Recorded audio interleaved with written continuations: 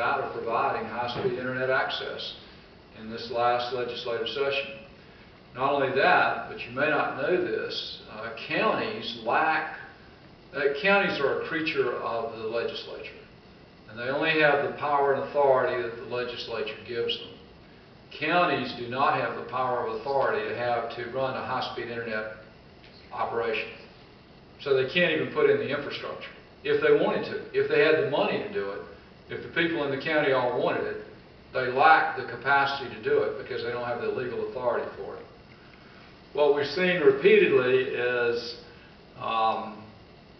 private business being offered an opportunity to step up and provide backbone access across the state for high-speed internet, and have repeatedly seen them turn it down, which is why some of that now is being done through the Microelectronics Center, because it was not being done by private business.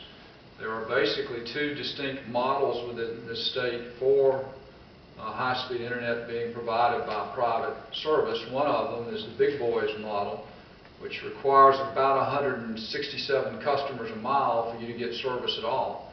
The other is the local telecoms, the folks who own their own thing. It's like the rural electric cooperatives, it's the telephone cooperatives. And those folks are able to provide, glass fiber, the very fastest way you can do this, which is supposedly the most expensive way to do it, at 7 customers a mile. Well, if there's an economic model that'll do it at 7 customers a mile, then it ought to work for the big boys even better because they've got financial leverage, but it doesn't give them the profit they're after.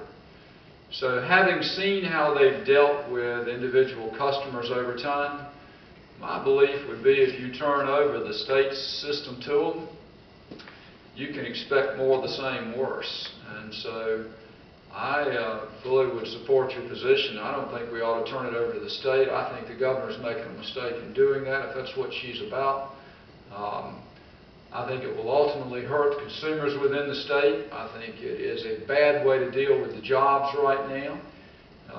We don't need to be terminating folks. We need to be keeping employment in place, because firing somebody through the government at this stage in the economic crisis we're in is very much akin to throwing gasoline on an economic fire. It's just not smart. You don't do that, and it's what's happened.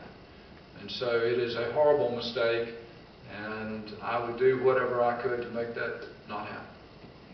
That said, I think Mr. Touch has come to join us.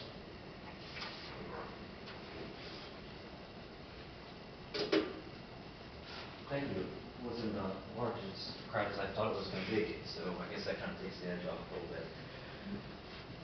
How are you? This is my first time meeting you, sir. Thanks. Bill Faison, so good to have you here. Pleasure to meet you, Mr. Faison. Microphone is yours.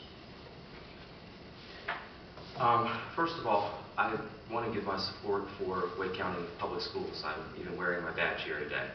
I was very shy about doing this. I've been going through some interviews, obviously, as a teacher, trying to keep a very low profile. A recently graduated teacher from graduate school. I've been a substitute teacher in the system for a while. I had my first full-time contract just this last semester.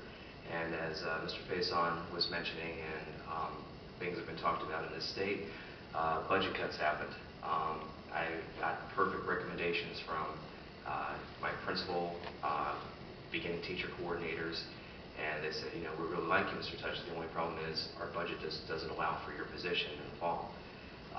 So I watched my world go from, you know, having my bills paid off, having, you know, basically gainfully employed, as we would call it.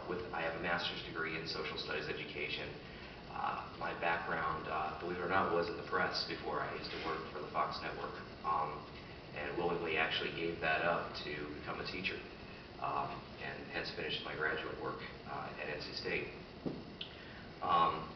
When you lose your position as a teacher full-time, of course, there goes your email, there goes your health benefits, and you kind of watch as you're having to do other things and be creative. I've had to do 3 jobs